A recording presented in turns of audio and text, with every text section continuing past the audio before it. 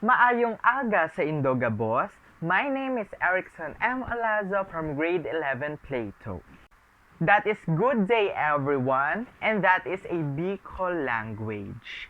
Don't worry, I will not be speaking Bicol language for the rest of my speech, nor I will teach you what is LGBTQIA+ community. Clarification, this speech is to inform and educate every Filipinos about LGBTQIA+ community. This speech don't spread hate and negative thoughts. I want this speech to inspire people to accept and appreciate LGBTQIA+ community. Love lot. My speech titled Letting People Know Who You Really Are. This is to inform and educate my classmates and also Filipinos about LGBTQIA+ community. This is talking more and sharing knowledge about LGBTQIA+ community is important. Now, let's start. What is the meaning of LGBTQIA+? LGBTQIA+ is an initialism that stands for lesbian, gay, bisexual, transgender, queer, intersex, ally, and plus. Plus means many more.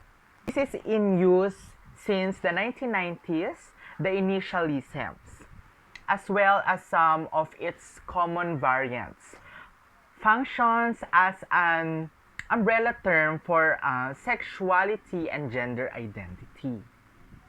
Before we go on to the parts and to the types of LGBT, now let's talk about define what are gender, gender fluid, gender identity, gender role, heterosexuality, homosexuality, sex, and sexuality.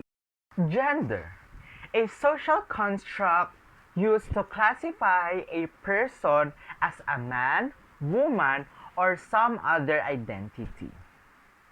Gender fluid describes a person whose gender identity is not fixed. Gender identity, a person's internal sense of being a man, male, woman, female, both, or either, or another gender. Gender role, a set of societal norms dictating what type of behavior are generally considered acceptable, appropriate, or describable for a person based on their actual or perceived sex.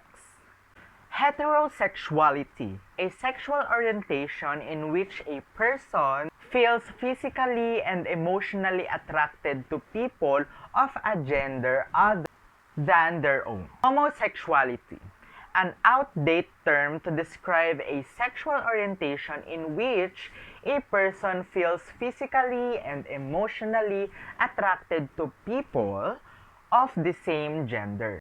Sex, a medically constructed categorized based on their experience of genitalia at birth.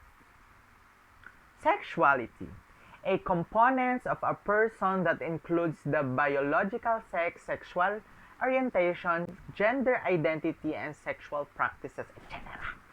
Now, let's move on in elements and parts of LGBTQIA+ community. Let's start. Lesbian. Lesbian, female attracted romantically, erotically, and or emotionally to other females. Gay, it represents males who are attracted to males in a romantic, erotic, and or emotional sense. Bisexual, this is a person emotionally, physically, and or sexually attracted to males, men, and female women. Transgender, some transgender people who desire medical assistance to transitioning from one site to another identified as transsexual. Transsexual. Some transgender people who desire medical assistance to transition from one side to another identified as transsexual. Queer. It is a term used for those who are not clear about their sexual identity. Intersex.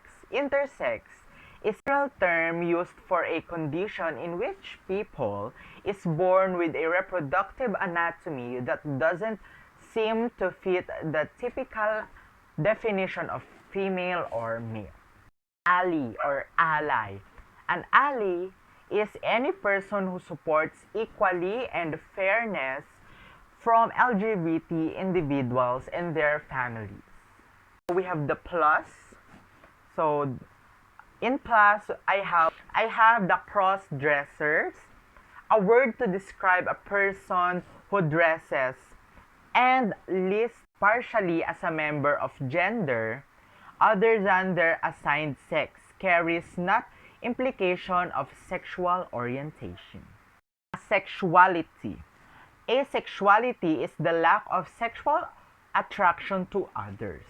Hard, low, or absent interest in or desire for sexual activity.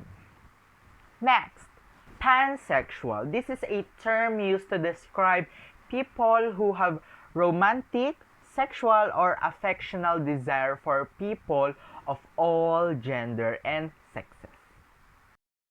Questioning.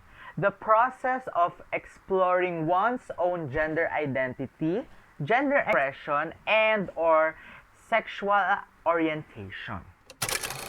So we are done.